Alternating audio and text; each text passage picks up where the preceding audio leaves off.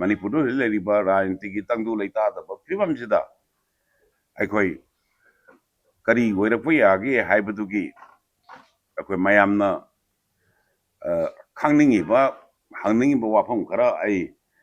note tawraga adwaida ai khumna bahona jage sigi mamangda ayak hojik leiriba Manipur ki political crisis sida khwaidagi nungaitaba wafam amadi akhoi Paulian kuki haukipna kuki amadi kuki amada CM hablabasu separate administration ki demand di honglaroi nongmai kapu lepu to khaiba lenga khanagani ain home minister na khangal laki haiba Manipur ki hojik lariba akhoi chief minister han lairamba Siri Biren na resign tawraga sigi political crisis or constitutional crisis lairaba haibagi amna sarang na bagi nungaitaba mayamna maduda sarang na ba rajnitigi wang mayam hangnani marakida khwaidagi akhoi tabada Manipur ki prajana nungairoidaba aruga akhoi isamansu tabada nungaitaba wafam ama akhoi hujik hariba akhoi ki Pauninal haukip hariba hauji BJP ki MLA oiriba aruga Manipur Assembly ki MLA oiribaduna MLA oiriba akhoi honorable MLA asina akhoi Biren si lokthokraga kuki da MLA chief minister oihalasu akhoi Manipur thugaibagi wafam je akhoi dabi tawna laine na haibasi ontokna akhoi nungaitaba Manipur ki praja punamangna akhoi nungairoidaba wafam ne haina khali maramdi Megi thoiba thaudok ahumgi matungda Manipur da leiba CSO singna rajniti ola sing mayamna magi angamba thakta hojik leiriba Manipur da territorial integrity kaidna thamba ethnic identity territorial integrity with ethnic identity akhoi hana mamangdagi leijarakpa ethnic identity mayam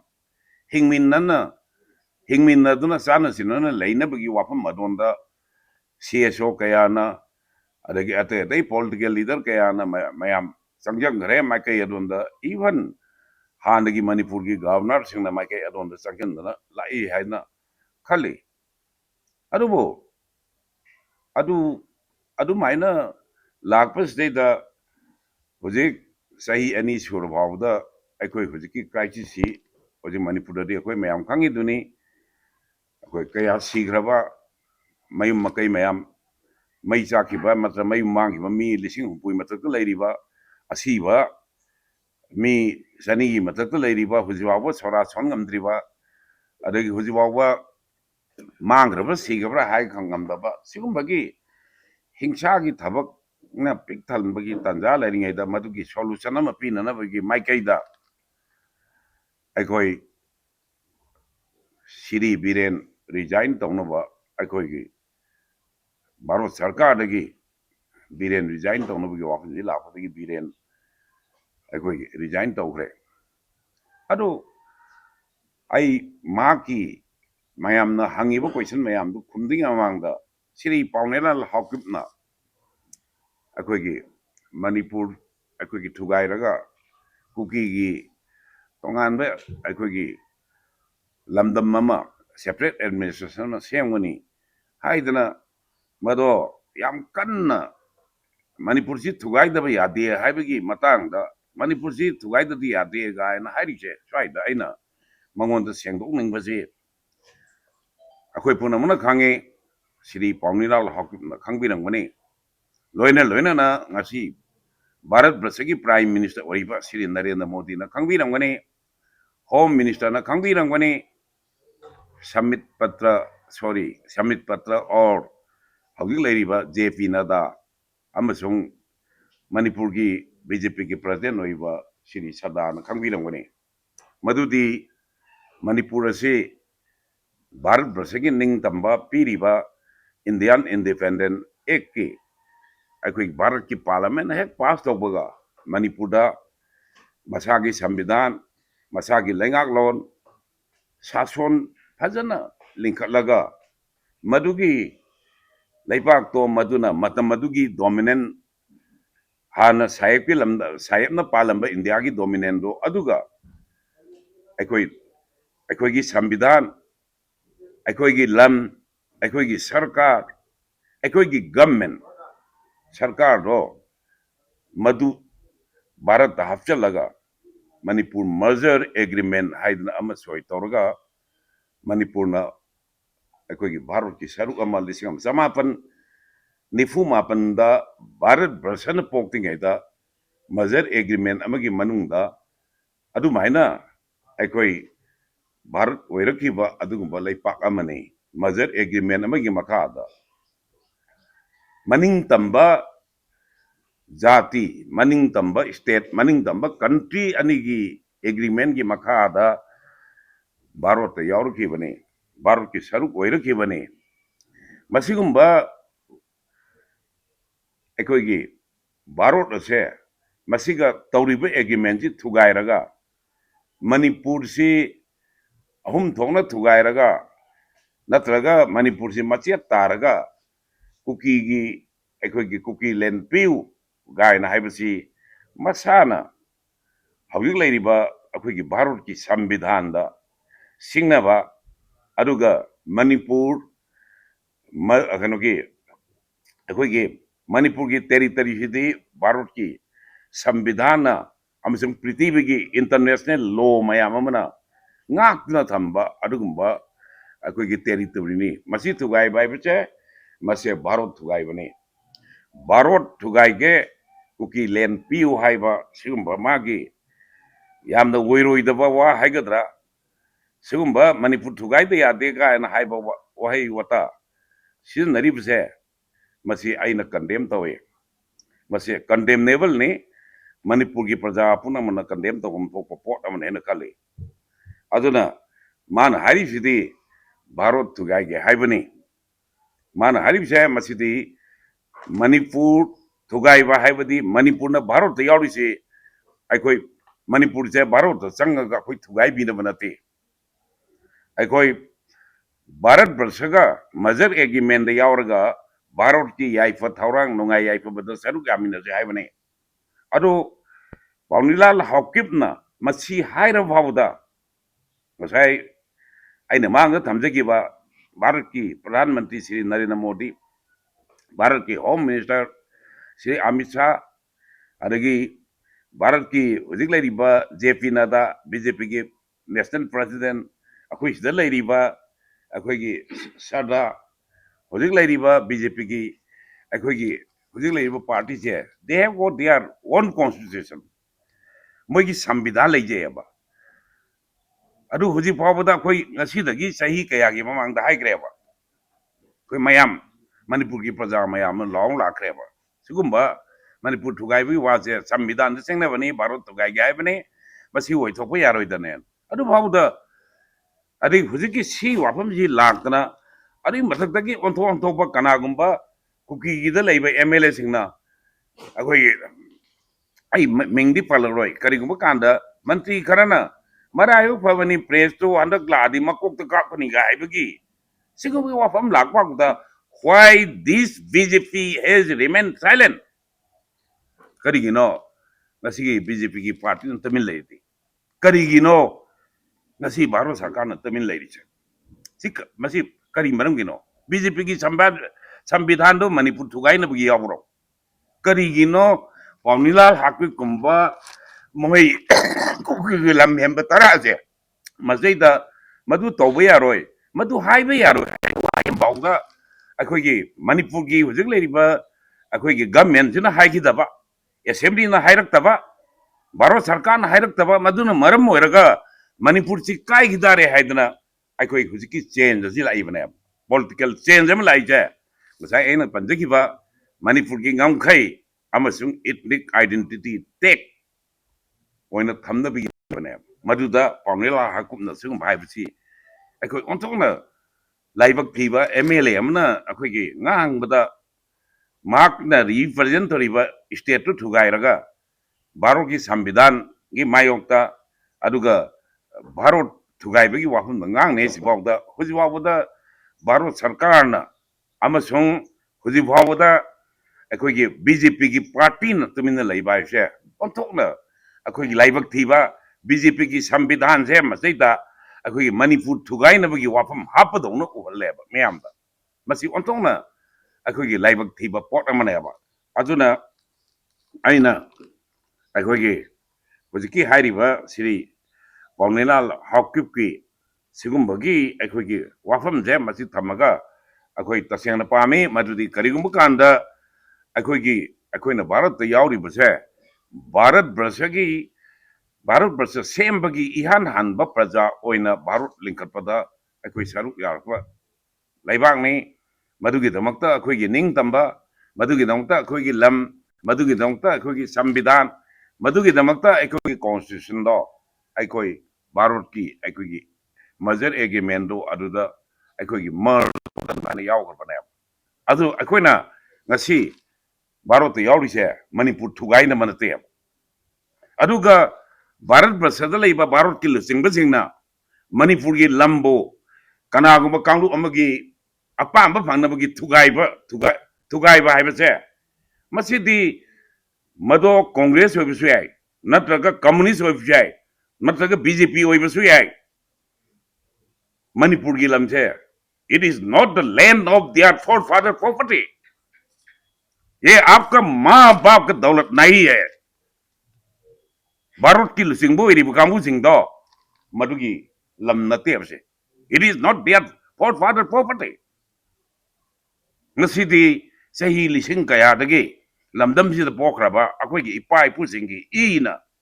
thauna na lingjen na senggolakpa maduga loina ba isana isabu laingak pagi responsibility tu lawwa maduna seng people lamdam mamane ba mado Bharat यावरकांदा भारत की लुसिंगबसिंगना कनागु कांगु खरगे मणिपुर थुगाइने हाइरगदी मदो it is not their forefather property मोय मपा ममा की लम नते हबसे सि मपा माय लम नते म अदना सि सुमाइना आई इहान हामबदा पुनिलाल की सि आई थमजगे अन माय दे याम सांग मतम लौग्रे अदु आई सिना खरा हाइरि सिना पौनिला जु भाब तार मने न खाले हुजिक लैरिबा बीजेपी की भारत की सरकार लाइना हुजिक लैरिबा बीजेपी की ऑर्गेनाइजेशन अदगी सि नादा सरी करियाबा सदा हाइब्र कैनो मोय गादो अरे बीजेपी ऑफिस दा हुजिक फमियो मयाम गादो मसि सी यौना हाइरगदी मोय भाब तारम यारे न खाली अदो सिगुम्बा वहाई वता सिंग यमन तहंदो फै अदो मजुंगबो वा सिगुम्बसि सेनदो फै याइदना आई थमजगे अदुगा पाउनिलाल हाउकिप की मंग कुकी की मंगदी मणिपुर की प्रजा पुनमकी असीब हक्चांगदा नेलगा चलो फाव फंगोय याइदना आई हाइगे अदुमाइना आई थमजगे श्री बीरेन अखोगी 9 फेब्रुआरी दमा रिजाइन तौथोखरे रिजाइन तौथोकांदा गवर्नर ना अखोगी बीरेन की रिजिग्नेशन दो नमितु द एक्सेप्ट तौखरे मागी रिजिग्नेशन एक्सेप्ट तौखरे हंदकी चलीबा अखोगी गवर्नर ना कौरीबा असेंबली दो अखोई तरा the फंगदबनी मदुई मरमदी नहानमो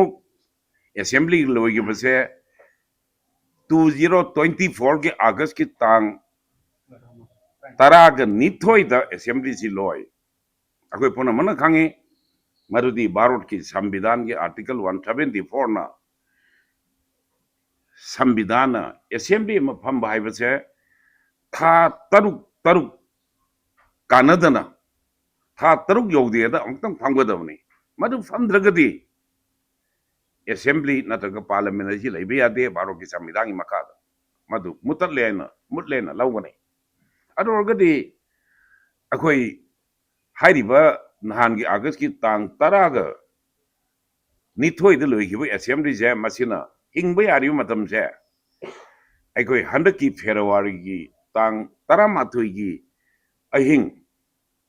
Taramathoi gi February gi tang Taramathoi baudi assembly ji hinge na logani madugi pero matam du lay na ko logani madai da akoi gamna na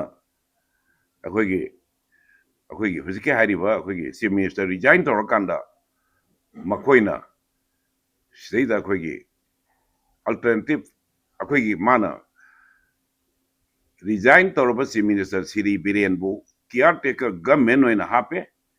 makagi alternative arrangement ama tawdi bawa ma chata gani aro gini ma sum chata garada karigumba kanda alternative arrangement sum chata garada karim kanda aina simra inti wala MLA sing manung dagi sum pau ta bada karim kanda Siri Biren gi loina ba kambu kharana akoi gi Biren si akoi gi mahang na caretaker government na sum chata gani khara lerga ma mu hingalak bugi wawe na hai karim kanda ngana bsi yawe ma Biren amuk lakini amu halakine ai madugi oi thokpa yabadu leite ai madugi oi thokpa yab leite madu mangdang nei madu ado hojik sigumba akoigi sidagi Biren amu hana hingalaktana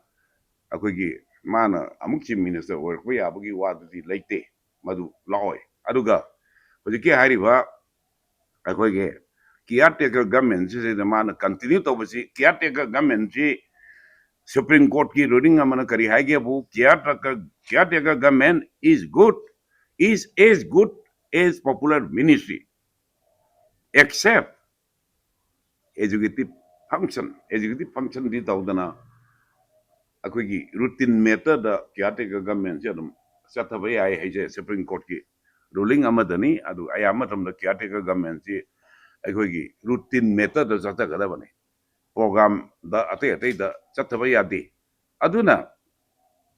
ai nahanjo maru ba akoi gi press ani na hang badai jagre yan han ba hujik lai ba BJP gi MLA singi mathau di Biren hek resign to baga BJP gi MLA amasung BJP gi organization including Samit Patra including this kari Sada chief minister ama tokrabani na ahang ba chief minister hangi ba phangdo kana anu oigadabage haigisi leader kanna bona gadabani aduga governor da claim tamgodamni adu hujibawada khoi leader khande aduga kari sarkar da khoi governor da khoi sarkar sengge haibagi claim ju tawde adu matakta tang taraga mathoi gi ahingda di tha truk loigre aduna aina thajabada governor na akoi hairiba asi akoi soina mki akoi gi baro sarkar da piramgani akoi gi simain tongna tam si loire haidna mana baro sarkar da tam si loire hairaga aduna akoi gi enmity suspension akoi gi tawbiro haidna tam si yodringa da adugumba mai ada piramgani kali enmity suspension enmity suspension amatani ko aduna hairi matam si yodringa da ada piramgani adu madu haidoktabasi adum official secret ekna hairiba posingje mayamda khangandabasu yai adu hayeng cabinet famakanda yara kanda di adum lautorokani maramduna Manipur gi assembly je hujibawudi akoina CD haina lawba yai CD haina akoina lawgani hujiki hairiba arrangement do madu tarongani khali soidam tarongani mana governor ni na संविधान की crisis लेबे यादबनी ना अदि मांग थारमगनी मरमजिना Manipur assembly जे अकोना सी दे हाइना अकोना लौगनी अदुना अखोइगे अदगी अमना अखोइगे हुजिकी सी दे हाइना लौरे सी दे हाइना लौरगा अदुगदी एनिमिटी suspension तौरगा एनिमिटी suspension जी मरुइना normally अखोइगे था अनि गुमनी था अनि दगी हेलदी पार्लियामेंट अखोइगे पार्लियामेंट यौनब था तरुक हेंदो खरि चकनी अदो बदि सिगी मनुंगदा अखोइगे गवर्नमेंट अमा अखोइगे सेमनब थौरांग तौरकनी हाइना खले स्वाइदा अखोइगे वाफम अमा गवर्नर ना mahangna thokiba tang tara nithoi tara da kauriba tara da kaugiba assembly session do madu kaktale hairi do mana nalena void oi hari do language di khangde aina tang tara ga tara da kauba assembly gi order du kaktale haidna hari do kana gum kangbu kharna maru governor the authority leite haido aina hairi governor the authority lei mado yana bada bharat ki lok sabha da lising amaga chamapan yankai mato de thokre madugi manungda bengal da thokre manungda uttar pradesh da thokre madugi manungda lising ama chamapan marfu mato da manipur da thokre manipur da 1981 da Sri Risana chief minister winning da matam dugi LP Singh governor na Manipur assembly je FL gi tang tara ga mapan taran thoi da ko budagi tara mapan da yaitu e mana tara mapan da yaitu pada aina akoi governor da madu bharat ki parliamentary system of democracy da otona fazada ba aina haibasi governor da you created an undemocratic president in the country have never amuga thoki do do mana na create awre hai na governor da hai kan governor na mana khumme adei di ma parliamentary system of democracy na hadu boram tawre hai ma khumde da na governor do ngonda I was advised by the council and minister. That is why I had done it in the interest of all in a commem. Other doctors and Mintoroga, Canada. I mind over the gi. Marie Shuboina, Bharat Brasada, Assembly Nataga Parliament, Kogi Toke, Marie, Tokre in a Kangada. Adorgadi, Kobangami was right there. What is it? Kobangami when the father Yetopazungami. Sineva. Kobang Nambanupana Yetopangami. Si wafam de la kona mase karigba kanda mase United Nations sorry United States of America gi akoi gi Canada quota Canada akoi gi quota akoi gi parang Smith haiba case amada kat board of director na meeting ko hairaga board of director na meeting du kawre adi board of director mu yetu eba mado sumdana Mississippi quota United States की Mississippi court अखोगी convener अमना board न कौ हरगा board न येथोई अदुगा कौबंग money न येथोपंग money have please तौ कांदा right अखोगी court न ruling अम P मदुदी अखोगी याम सांग न यामग्रे याम करी हाइगे बु कौबंग ममी न येथोपंग ममी हाइसे प्रेसिडेंट ऑफ इंडिया ना Parliament President of India says machine Parliament it is not expressly provided by the Constitution. Manipur ki governor na assembly kaumami, but man it is not expressly provided by the provision of the Constitution. Barki Sambilan the Yagde. Aduna akoi British ki Parliament the Kenabadi, British Parliament the